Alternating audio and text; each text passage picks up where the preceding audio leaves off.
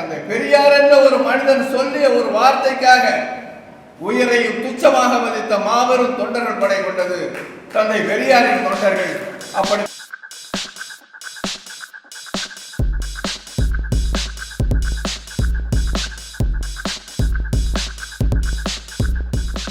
அரசியல் சட்டத்தை கொடுத்தினால் 3 மாதம் வரை 3 ஆண்டு வரை தண்டனை, கடுங்காவல் தண்டனை சட்டம் நிறைவேற்றப்படுகிறது.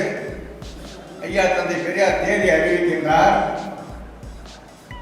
15,000 20,000 சட்டத்தை கொடுக்கிறார்.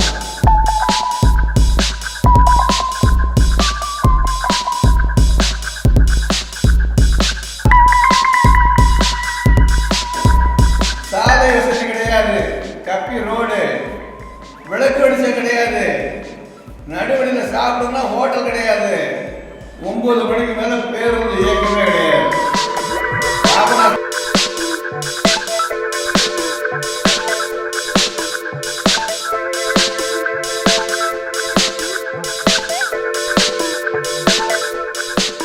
எப்படிப்பட்ட தொண்டர்கள் தெரியுமா அவங்களுக்கு?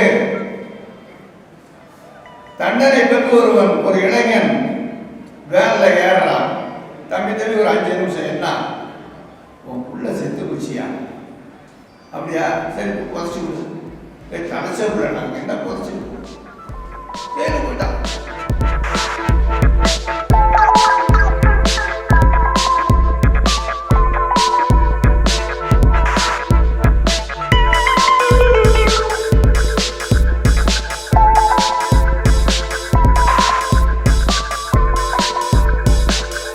இன்னொரு தொண்டனை போய் ஜெயில வேலை ஏறான். நெல் என்ன உன் கொண்டாட்டிய மாமியார் வந்திருக்காங்க, என்ன விஷயம்?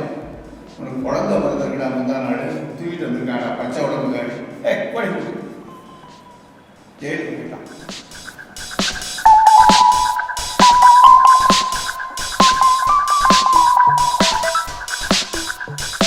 அப்படி போராட்டத்திலே கலந்து கொண்டவர்கள் அண்ணன் கொத்தனூர் சண்முகம் அவர்கள். இந்த கூட்டத்துக்கு என்ன சிறப்பு தெரியுமா நண்பர்களே? அதே போராட்டத்திலே கலந்து கொண்டவர் அண்ணன் ராஜகிரி தங்கராஜ் அவர்கள். நீங்க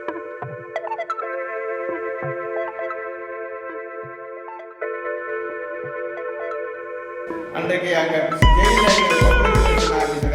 சந்திரசேகரன் காலையில ஒரு மாநாடு மாதிரி நாங்கள் கருத்தரங்கம் நடத்திட்டு இருக்கோம். ஐயா நான் என்னன்னு ஒரு துணைக்காரர் இறந்து விட்டாருங்க, தந்தி வந்து போட்டால் போக மாட்டேங்கிறாருங்க. அப்படியா, யார் கூப்பிட்டு? ஒரு கட்சியெல்லாம் ஒரு ஆள் வந்து நிற்கிறார். ஏங்க நான் பரவல் வாங்கி தர்றேன் போங்க. அது போட்டு இறந்து போட்டாங்க, இருக்கிறவங்க பார்த்துக்கிட்டு இருக்கேன். தொண்டர்களை பார்த்திருக்கின்றீர்களா? ஒருதான் மொட்டை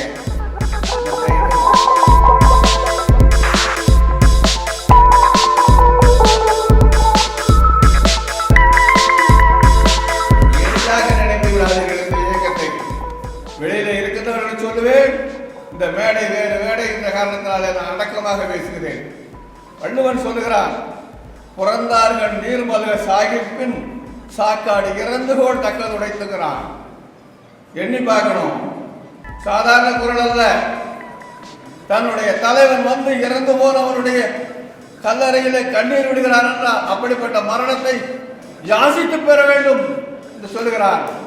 எங்களுடைய தலைவர் வந்திருக்கின்றார், தன்னுடைய தொண்டனுடைய மரணத்திற்காக கண்ணீர் சிந்தி வந்து நின்றிருக்கின்றார்.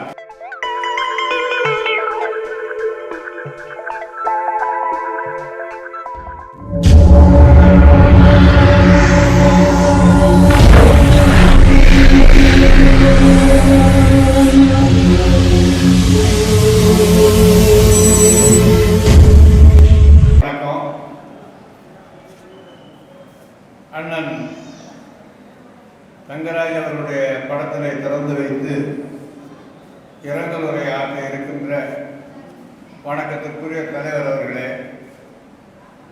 நிகழ்வின் தலைவர் அண்ணன் கொத்தனூர் சண்முகம் அவர்களே, சகோதரர் அறிவுக்கரசு அவர்களே, கழகத்தினுடைய பொறுப்பாளர்களே, தோழர்களே, நண்பர்களே, வணக்கம்.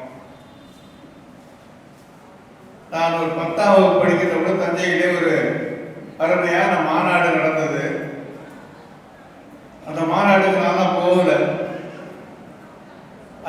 தந்தை பெரியார் அவர்கள் சொன்னார், இந்த நாட்டில் ஜாதியை பாதுகாக்கின்ற சட்ட முறை அரசியல் சட்டத்தில் இருக்கிறது, அதை நீங்கள் திருத்துங்கள், உங்களுக்கு 3 மாதம் அவகாசம் தருகிறேன் என்று சொன்னார்கள். சட்டமன்றத்திலே இது பற்றி அன்றைக்கு பெரிய அளவில் தீப்பற்றி எறிவது போல சட்டமன்றத்திலும் நாட்டிலும் பெரிய விவாதங்கள் நடந்து கொண்டிருந்தன. அன்றைக்கு முதலமைச்சர் காமராஜ் அந்த சட்டமன்றத்தினுடைய முன்னவராக ஸ்ரீ சுப்பிரமணியம் இருக்கின்றார். கம்யூனிஸ்ட் கல்யாண சுந்தரம் சொல்லுகிறார், ஐயோ புனிதமான நூல், அரசியல் சட்டம் புனிதமான கொடுத்த போறாரு பாவிங்கிறாரு. இந்த நாட்டுக்கு சோசியலிஸ்ட கொண்டு வரேன்னு சொல்ற நல்ல சிவம் அந்த பாவிக்கு இது மாதிரி வேலை எல்லாத்தையும் உடைக்கிறாங்கிறான். மதுரையிலிருந்து ஒரு சங்கரன் ஒரு பாப்பான் சட்டமன்ற உறுப்பினர், அவன் சொல்றான், இந்த பைத்தியம் ரோட்ல ஆடு உள்ள அந்த பைத்தியத்தை பிடிச்சி போற சட்டத்துல இந்த ஆளை உள்ள பிடிச்சி போடுகிறான். அன்றைக்கு நாம் குணாலா கொலை கொடுத்து ரட்சகரே வாழ்க உங்களுக்கு ஆதரவு தரன்னு காமராஜரை போற்றி புகழ்ந்து கொண்டிருந்த நேரம் அந்த மனிதன் ஆடாம அசையாம அப்படியே கேட்டுட்டு தான் உட்கார்ந்துருந்தார். ஒரே ஒரு மனிதன் மட்டும் எழுந்து பேசுகிறார். மாண்பு முதல்வர் அவர்களே, இந்த விவாதம் தவறான திசை நோக்கி சென்று கொண்டிருக்கிறது. தந்தை பெரியாருக்கு நான் தான் வேண்டாதவன், ஆனால் நீங்கள் மிகவும் வேண்டியவர். உங்களை போற்றி பாராட்டுகிறார். 1 மணி நேரம் ஐயாவோடு உட்கார்ந்து பேசுங்கள், எல்லாம் சரியாகிவிடும். நண்பர்கள் சொன்னார்கள், அவர் சாதாரண ஆள், ஒரு பின்னால் ஆள் இல்லைன்னு. பெரியாரின் மூலபலத்தை அறியாதவர்கள் நீங்கள், குடும்பம் குடும்பமாக சிறைக்கு வருவார்கள் என்று பேசுகிறார். அண்ணா அவர்கள் தான் பேசினார். ஆனால் அவர்கள் சட்டத்தை நிறைவேற்றி அரசியல் சட்டத்தை அன்னைக்கு ஒன்றும் சட்டத்தில் இடம்லாம் இல்லை. அண்ணா படத்தை அரசியல் சட்டத்தை கொடுத்தனாலோ, தேச படத்தை கொடுத்தனாலோ, தேசிய கொடியை கொடுத்தனாலோ தண்டனெல்லாம் ஒன்றும் இல்லை. இதை எல்லாவற்றையும் கணக்கிட்டு ஒரு மசோதாவை நிறைவேற்றி டெல்லியிலே சட்டமாக்குகின்றார்கள். அரசியல் சட்டத்தை கொடுத்தினால் 3 மாதம் வரை 3 ஆண்டு வரை தண்டனை, கடுங்காவல் தண்டனை சட்டம் நிறைவேற்றப்படுகிறது. ஐயா தந்தை பெரியார் தேதி அறிவிக்கின்றார். 15,000 20,000 பேர் சட்டத்தை கொடுக்குறான். நீங்க கொஞ்சம் பின்னால போகணும், உங்களுக்கு எல்லாம் தெரியாது. சாலை வசதி கிடையாது, கப்பி ரோடு, விளக்கு வெளிச்சம் கிடையாது, நடுவழியில் சாப்பிடணும்னா ஹோட்டல் கிடையாது, 9 மணிக்கு மேல பேருந்து இயக்கமே கிடையாது. பாபநாசரை கொடுத்தனரை கொண்டு போய் கும்பகோணத்தில் விட்டான். கும்பகோணத்தில் கொடுத்தனோடனே கொள்ளடத்தில் விட்டான். இப்படித்தான் அன்றைக்கு காவல்துறை நடந்து கொண்டது. நண்பர்களே, ஒரு 5000 6000 பேரை பிடிச்சி ஜெயிலில் போட்டான். எப்படிப்பட்ட தொண்டர்கள் தெரியுமா அவங்களுக்கு? தண்டனை பெற்று ஒரு இளைஞன் வேன்ல ஏறலாம். தம்பி ஒரு 5 நிமிஷம், என்ன உன் புள்ள செத்து போச்சியா? அப்படியா, சரி புதைச்சு விடு. தலைச்ச பிள்ளை, நாங்கள் என்ன புதைச்சு ஜெயிலுக்கு போயிட்டான். இன்னொரு தொண்டனை போய் ஜெயிலில் வேலை ஏறலாம். நெல்லு என்ன உன் பொண்டாட்டிய மாமியார் வந்திருக்காங்க, என்ன விஷயம்? உனக்கு குழந்தை பிறந்திருக்கா, முந்தா நாடு தூக்கிட்டு வந்திருக்காடா, பச்சை உடம்புக்காரு, படி போட்டு ஜெயிலுக்கு போயிட்டான். சாதாரண தண்டனை அல்ல. 50 காணி 40 காணி 10 பேர் 20 பிராசுதார்களும் அந்த போராட்டத்தில் கலந்து கொண்டார்கள். அவர்கள் இருந்த பண்ணையாளர் வீட்டில் இந்த போராட்டத்தில் கலந்து கொண்டார்கள். ஒரு அற்புதமான போராட்டம். எவனா பேசுறான், இது மேடை அல்ல. அப்படி போராட்டத்தில் கலந்து கொண்டவர்கள் அண்ணன் கொத்தனூர் சண்முகம் அவர்கள். இந்த கூட்டத்துக்கு என்ன சிறப்பு தெரியுமா நண்பர்களே? அதே போராட்டத்தில் கலந்து கொண்டவர் அண்ணன் ராஜகிரி தங்கராஜ் அவர்கள். நீங்களாம் நினைக்கலாம் அவரு அந்த சுயமரியாதை பிரச்சார ஸ்தாபனத்தினுடைய தலைவராக இருந்தார், ஒரு துணைத் தலைவர் வந்திருக்காங்க. அதெல்லாம் சிறப்பு, இதுதான் சிறப்பு. நாங்கள் ஒரு நாள் கடலூர் மத்திய சிறைச்சாலையில் நாங்கள் இருந்தோம். இந்த 69% இடஒதுக்கீடு செல்லாது என்று சொன்ன அந்த நீதிபதியின் கொடும்பாவிகளை கொடுத்து விட்டு இருந்தோம். அன்றைக்கு அங்கே ஜெயிலில் எங்களுக்கு பப்ளிக் ரிலேஷன் ஆஃபீஸர் யாருன்னா துரை சந்திரசேகரன். காலையில் ஒரு மாநாடு மாதிரி நாங்கள் கருத்தரங்கம் நடத்திக்கிட்டு இருக்கோம். ஐயாடா என்னண்ணே ஒரு துணைவியார் இறந்து போட்டாருங்க, தந்தி வந்துருக்கு போட்டால் போக மாட்டேங்கிறாருங்க. அப்படியா? யார் கூப்பிட்டு? ஒரு கட்சியெல்லாம் ஒரு ஆள் வந்து நிற்கிறார். ஏங்க நான் பரோல் வாங்கி தர்றேன் போங்க. அது போட்டு இறந்து போட்டாங்க, இருக்கிறவங்க பார்த்துக்கிட்டு இருக்கேன்.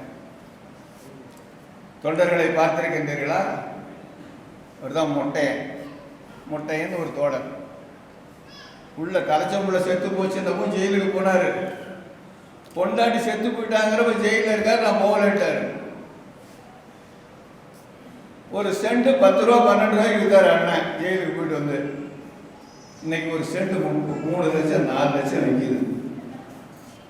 மற்றொரு சண்முகத்தண்ணர் பற்றி சொல்றவங்களுக்கு அப்படிப்பட்ட போராட்டத்தை அப்படி சர்வபோயப்படி தியாகம் செய்த அந்த மாவீரர்களிலே அண்ணன் ராஜகிரி தங்கராஜ் அவர்கள் ஒரு ஆள். இந்த எழுத்தாப்புல அண்ணன் நாகராஜன் உட்கார்ந்துருக்காரு அந்த பக்கம். இப்படியெல்லாம் நம்ம இந்த இயக்கத்திற்காக தந்தை பெரியார் என்ற ஒரு மனிதன் சொல்லிய ஒரு வார்த்தைக்காக உயிரையும் துச்சமாக மதித்த மாபெரும் தொண்டர்கள் படை கொண்டது தந்தை பெரியாரின் தொண்டர்கள். அப்படிப்பட்ட இயக்கத்திற்கு தலைமை வகிக்கின்ற நம்முடைய தலைவர் அவர்கள் இந்த இரங்கல் உரை ஆற்ற இருக்கின்றார்கள். தோழர்களே, நண்பர்களே, எளிதாக நினைத்து விடாதீர்கள். இந்த இயக்கத்தை வெளியில இருக்கின்றவர்கள் சொல்லுவேன், இந்த மேடை வேறு மேடை இந்த காரணத்தினாலே நான் அடக்கமாக பேசுகிறேன். வள்ளுவன் சொல்லுகிறான், புறந்தார்கள் நீர்மல்க சாகிப்பின் சாக்காடு இறந்துகோள் தக்கது உடைத்துக்கிறான். எண்ணி பார்க்கணும், சாதாரண குரல் அல்ல. தன்னுடைய தலைவன் வந்து இறந்து போனவனுடைய கல்லறையிலே கண்ணீர் விடுகிறான் என்றால் அப்படிப்பட்ட மரணத்தை யாசித்து பெற வேண்டும் என்று சொல்லுகிறார். எங்களுடைய தலைவர் வந்திருக்கின்றார், தன்னுடைய தொண்டனுடைய மரணத்திற்காக கண்ணீர் சிந்தி வந்து நின்றுகின்றார். இதுதான் இந்த மரணத்தினுடைய சிறப்பு. இந்த சிறப்பை பெற்ற தலைவர் அவர்களே, தோழர்களே, நண்பர்களே, தந்தை பெரியார் வாழ்க, பெரியாரின் தொண்டர்கள் வாழ்க என்று கூறி அண்ணன் அவர்களுக்கும் அண்ணன் குடும்பத்தாருக்கும் என்னுடைய சார்பாகவும் நான் வாழ் இயக்கத்தின் சார்பாகவும் ஆழ்ந்த இரங்கலையும் வீர வணக்கத்தையும் கூறி விடைபெறுகிறேன். நன்றி, வணக்கம். வாழ்க பெரியார், வளர்க.